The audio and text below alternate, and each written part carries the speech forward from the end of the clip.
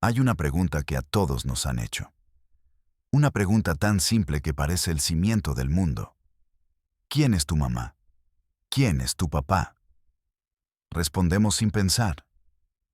Es el ancla que nos une a la tierra, a una historia, a un nombre. Ahora imaginen un lugar donde esa pregunta no tiene respuesta. Donde mirar a los ojos de tu madre es también mirar a los de tu hermana o tu tía. Donde la cara de tu padre podría ser la de cualquier hombre del pueblo o la de ninguno. Imaginen un lugar donde los niños nacen sin un árbol genealógico. Nacen en una red, una telaraña de sangre y silencio tejida en las montañas de Guerrero. La historia de hoy es un viaje a un abismo, un lugar donde la palabra familia perdió su significado para protegerse y en el proceso borró la identidad de sus hijos. Es una historia sobre niños que son hermanos, primos y tíos de todos, y de nadie. Si crees que saber quién eres es un derecho humano fundamental, si la idea de un niño sin nombre te hiela el alma, quédate, suscríbete, porque hoy vamos a caminar por las calles de lodo de un pueblo sin padres, y vamos a gritar el nombre de los hijos que el sistema decidió no buscar. Todo empieza con una mujer que creía en la ciencia. Se llamaba Sofía Herrera. Tenía 25 años y un título de médico recién colgado en la pared del apartamento de sus padres. Como miles de jóvenes doctores en México, tenía que hacer su servicio social. Un año de trabajo para el Estado, a cambio de su licencia para practicar. Le asignaron una clínica rural, en la Sierra Alta de Guerrero. En un pueblo que en los mapas aparecía como La Encrucijada, pero que los locales llamaban La Neblina, porque la mayor parte del año estaba envuelto en una niebla espesa que lo borraba del mundo. Su supervisor en Chilpancingo le dio una palmada en la espalda. Es un lugar tranquilo, doctora. La gente de ahí no da problemas. Son autosuficientes. Autosuficientes. Qué palabra tan elegante para decir abandonados. Sofía empacó sus libros, su estetoscopio y una dosis de idealismo que la sierra pronto le arrancaría. El viaje fue un descenso al pasado. El pavimento se volvió terracería. La terracería, un camino de lodo y piedras. La señal del celular murió en la primera hora. Cuando llegó, la neblina la recibió con silencio. Casas de adobe y techo de lámina, aferradas a la ladera de la montaña. Humo de leña en el aire. El olor a tierra mojada. Y gente. Gente que la miraba desde las puertas de sus casas con ojos que no revelaban nada. Ni hostilidad. Ni bienvenida. Solo una profunda, insondable cautela. La clínica era una pequeña construcción de cemento con 2 cuartos. Consultorio y dormitorio. Fría. Húmeda. Esa noche, Sofía no pudo dormir. Escuchaba la lluvia en el techo de lámina. Y un silencio que no era paz. Era el silencio de los secretos. Los primeros días fueron de observación. Sofía aprendió los ritmos del pueblo. Las mujeres salían al amanecer por agua y leña. Los hombres, los pocos que había, trabajaban en pequeños campos de maíz y frijol. Pero fueron los niños quienes perturbaron su mente científica. Había unos 30, quizás 40. Todos menores de 15 años. Jugaban en las calles de lodo. Pero sus juegos eran silenciosos, sus risas escasas. Y todos se parecían. Tenían los mismos ojos oscuros y grandes, la misma forma de la mandíbula. Algunos tenían un dedo de más en la mano, otros un pliegue extraño en el párpado. Eran variaciones sobre un mismo tema genético. Al principio, Sofía pensó que era normal en una comunidad aislada. Endogamia. Pero era algo más, algo que no encajaba. La oportunidad de entender llegó en forma de crisis. Una noche, tocaron a su puerta con desesperación. Era una mujer joven, no tendría más de 20 años. Llevaba en brazos a un niño pequeño que ardía en fiebre. «Ayúdeme, doctora. Se me muere». Sofía hizo pasar a la mujer y al niño. El pequeño tenía una convulsión febril. Le administró un medicamento de emergencia. Mientras esperaba que la fiebre bajara, abrió su libreta. Necesitaba el historial clínico. «Tranquila, se pondrá bien», le dijo a la mujer. «¿Es tu hijo?». La mujer asintió, con los ojos llenos de lágrimas. «Sí. ¿Y el papá? ¿Hay alguna enfermedad en su familia? ¿Diabetes? ¿Problemas del corazón?». La mujer bajó la mirada. Se quedó en silencio. «No sé», susurró. Sofía frunció el ceño. «¿Cómo que no sabes?». «No sé quién es su padre». En ese momento, la puerta se abrió de nuevo. Entró una mujer mayor, imponente a pesar de su corta estatura. Su rostro era una red de arrugas y autoridad. Todo el pueblo la llamaba Mamá Elena. Era la matriarca, la ley. Miró a Sofía con sus ojos negros y penetrantes. «El niño es de todas», dijo con una voz que no admitía réplica. «Somos su familia». Sofía sintió un escalofrío. «Señora, necesito saber el historial médico del padre. Es importante para el tratamiento». Mamá Elena se acercó a la camilla. Puso una mano en la frente del niño. «Su padre es el trabajo, el campo, la montaña. Esa es nuestra sangre». La respuesta era poesía, y era una pared. Sofía estaba desesperada. El niño necesitaba atención especializada. Miró a la madre joven. Vio su terror. Se inclinó hacia ella. Le habló en un susurro, para que la vieja no oyera. «Por favor, ayúdame a ayudarlo. Cualquier cosa que sepas». La joven temblaba. Miró a mamá Elena, luego a la puerta, luego al suelo. Y entonces, con un hilo de voz, soltó la frase que hizo que el mundo de Sofía se partiera en dos. «Yo soy su hermana», susurró. «Y creo que también soy su mamá». El estetoscopio pareció pesar 1 tonelada en el cuello de Sofía. El aire de la clínica se volvió denso, irrespirable. Podía oler la humedad de las paredes de cemento, el olor metálico del miedo de la joven madre y el olor a tierra de la ropa de la vieja. Su mente, entrenada para diagnósticos lógicos, se paralizó. Hermana y madre. Las palabras daban vueltas en su cabeza sin encontrar un lugar donde aterrizar. Era biológicamente posible, pero humanamente era un abismo. Miró a las dos mujeres, a la joven aterrorizada, a la vieja imperturbable, y entendió que no estaba frente a un secreto familiar. Estaba frente a un sistema, una estructura social deliberadamente rota. Al día siguiente, Sofía caminó por el pueblo con otros ojos. Ya no veía niños jugando. Veía enigmas genéticos, preguntas andantes. Observó a una niña trenzándole el cabello a otra. ¿Eran hermanas? ¿Primas? ¿Tía y sobrina? Vio a un adolescente enseñándole a un niño a usar una resortera. ¿Eran hermanos? ¿O eran padre e hijo? Nadie lo sabía. Y lo más perturbador, a nadie parecía importarle. El concepto de paternidad y maternidad individual simplemente no existía. Los niños llamaban mamá a varias mujeres. Llamaban tío a hombres que podrían ser sus padres. Eran una propiedad comunal, hijos de la niebla, criados en un laberinto de parentescos donde todos los caminos llevaban al mismo punto, el vacío, la ausencia de un origen claro. Sofía sintió que se ahogaba.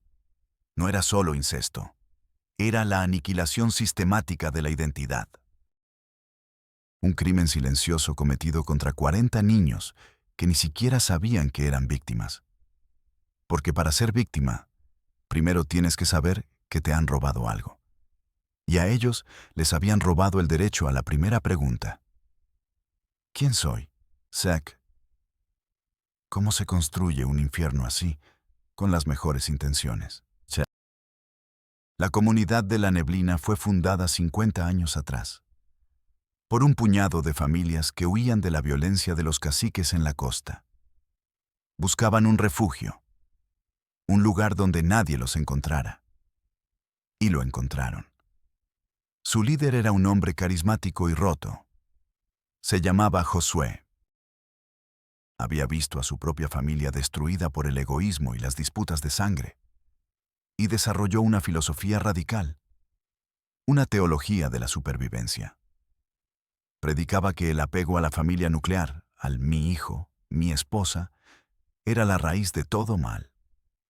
Aquí todos somos uno, decía. Los hijos que nazcan no serán de un hombre y una mujer. Serán de la neblina. Hijos de la comunidad. Al principio era una metáfora, un ideal de cuidado colectivo. Pero el aislamiento y la necesidad lo convirtieron en una realidad literal.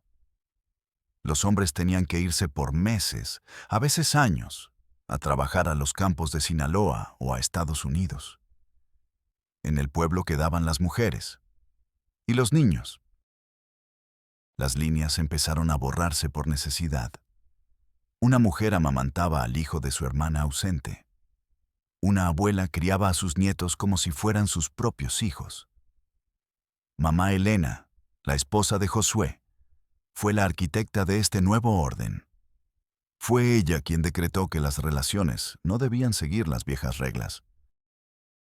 La supervivencia de la comunidad era más importante que los tabúes del mundo exterior.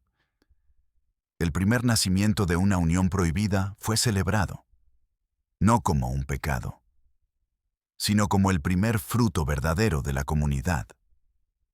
Un niño que no tenía un padre, sino muchos, que no tenía una madre, sino a todas las mujeres del pueblo. Las generaciones pasaron. El idealismo de Josué se convirtió en una tradición opresiva. La doctrina se pudrió en un sistema de abuso silencioso. Los niños nacían con problemas genéticos cada vez más evidentes. Pero para la comunidad eran simplemente los niños de Dios. Marcados, especiales, la ignorancia se convirtió en su escudo, el secreto en su muralla. Y la neblina se convirtió en una jaula envuelta en niebla, donde el mayor pecado no era el incesto, era preguntar. Sofía Herrera no pudo más. Después de un mes en la neblina, sintió que la niebla se le metía en el alma. Una madrugada, empacó una pequeña maleta, tomó su libreta llena de anotaciones febriles y la confesión susurrada de la joven madre, y huyó. Condujo durante horas, con la sensación de que el pueblo entero la observaba en silencio desde la montaña. Llegó a la cabecera municipal, una ciudad ruidosa, caótica, llena de gente con identidades claras, con padres y madres. Fue directo al Ministerio Público. La oficina olía a polvo y a desesperanza. La atendió un secretario joven, con la camisa mal abotonada y una expresión de hastío infinito. Sofía intentó explicar. Su voz era un torrente de horror y urgencia. Niños, comunidad, no saben quiénes son sus padres, abuso, incesto.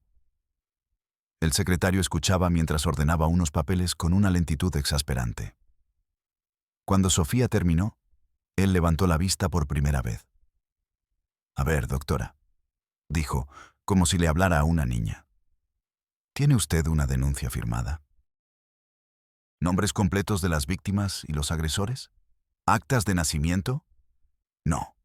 Ese es el problema. No tienen nada. Están borrados del sistema».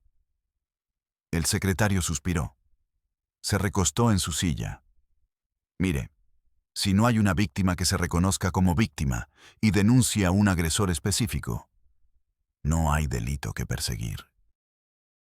Legalmente, lo que usted me cuenta es un asunto cultural.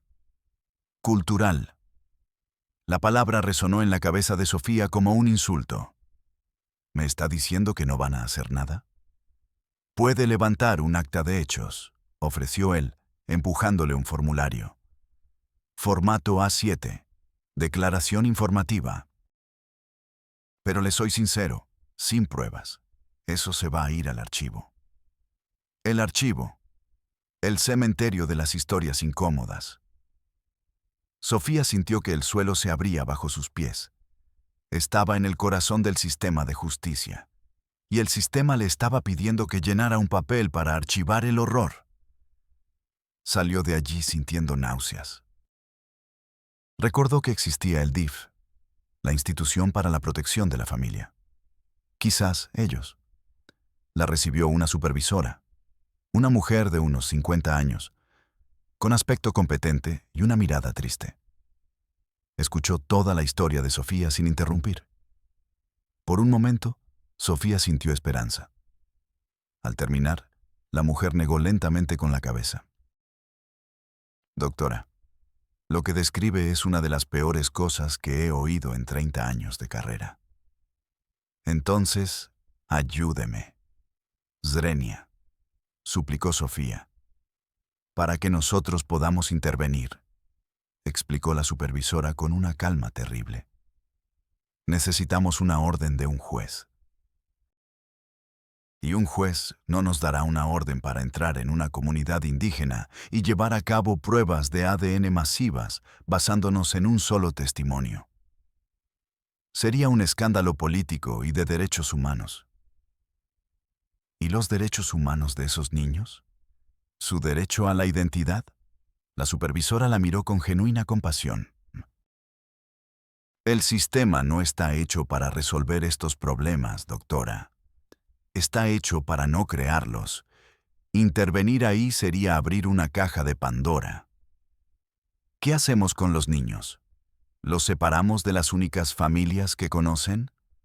¿A dónde los llevamos? ¿Y qué hacemos con los adultos? Son víctimas y verdugos al mismo tiempo. Nadie en el gobierno quiere tocar ese caso. Es demasiado complejo. Demasiado complejo. Otra frase para justificar la inacción. Sofía estaba rota, pero no vencida. Hizo algo que un médico del servicio social nunca debe hacer. Volvió a la neblina.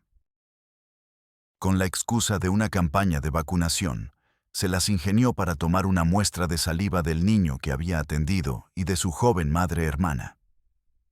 Pagó de su bolsillo una prueba de ADN en un laboratorio privado. 2 semanas después, los resultados llegaron a un apartado postal que había rentado, la confirmación científica de la pesadilla. Madre e hijo, y hermano y hermana. Con el papel en la mano, un papel que gritaba la verdad, volvió a la oficina del DIFEM. La supervisora no estaba. La recibió su jefe, un hombre de traje, con la mirada fija en el monitor de su computadora mientras ella hablaba. Sofía le explicó todo de nuevo. Le mostró los resultados del ADN, la prueba irrefutable. El hombre tomó el informe, lo miró por encima y lo dejó sobre su escritorio como si quemara. No la miró a los ojos. Su vista seguía perdida en la pantalla. Señorita Herrera, dijo, con un tono neutro, glacial. Agradecemos su iniciativa. Pero ahora que ha demostrado que no se puede determinar con certeza la paternidad, ahora esto es un caso de personas con identidad desconocida. Eso le corresponde a otra dependencia. Llene el formato 2B. Señaló una puerta al final del pasillo. Es la oficina de búsqueda de personas desaparecidas. Sofía no podía creer lo que oía. Pero no están desaparecidos. Sé exactamente dónde están. El hombre finalmente la miró, con los ojos vacíos, muertos. Legalmente sí lo están, dijo. Son personas sin una identidad registrada. Su caso ya no es de competencia familiar. Es administrativo. Llene el formato. El sistema no buscaba justicia. Buscaba ordenar el horror en carpetas, clasificarlo, reetiquetarlo, pasarlo de un escritorio a otro hasta que se perdiera en el laberinto. Sofía se quedó de pie en medio de la oficina. Sintió el frío del aire acondicionado en su piel. El zumbido del computador del burócrata era el único sonido. Un sonido que borraba la existencia de 40 niños. Entendió que había perdido. No contra mamá Elena, no contra la locura de la neblina. Había perdido contra los formatos, contra los procedimientos, contra la monstruosa y ordenada indiferencia del sistema.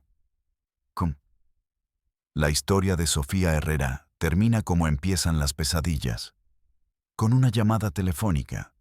Era su jefe del Servicio de Salud del Estado.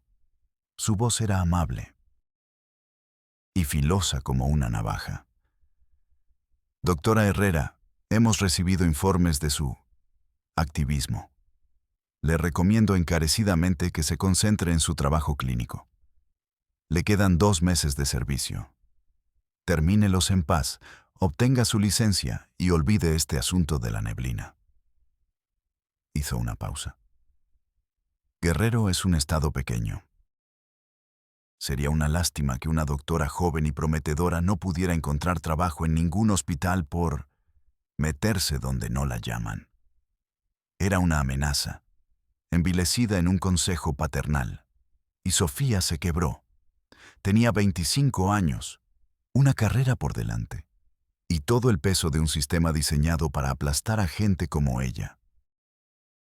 Terminó su servicio social en silencio. Le dieron su licencia. Se fue de Guerrero y nunca miró atrás. La neblina sigue allí, envuelto en su niebla eterna. Los niños siguen naciendo en la telaraña, sin saber que tienen derecho a un nombre, a un padre, a una madre, a una verdad. El sistema no los rescató. Decidió que era más fácil declararlos legalmente inexistentes. A veces, cuando la lluvia cae sobre su ventana en la Ciudad de México, Sofía piensa en ellos. Piensa en un niño pequeño, con los ojos oscuros y grandes de todo el pueblo, sentado a la orilla de un arroyo. Lanza una piedra al agua y mira cómo se forman los círculos. Círculos que se expanden y luego desaparecen, como su propia identidad. Una pregunta que nunca fue formulada, en un lugar que el mundo decidió olvidar.